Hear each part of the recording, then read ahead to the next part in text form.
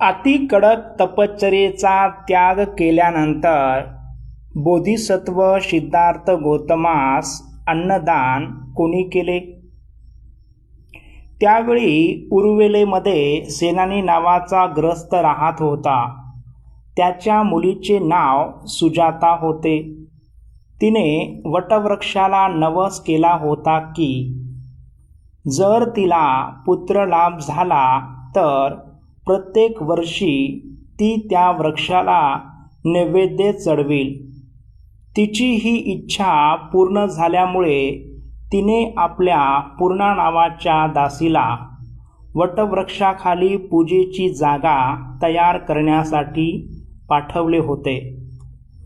तेथे बोधिवृक्षाखाली बोधिसत्व सिद्धार्थ गौतमाला बसलेले पाहून पूर्णाला वाटले साक्षात वृक्ष देवता अवतरले आहेत.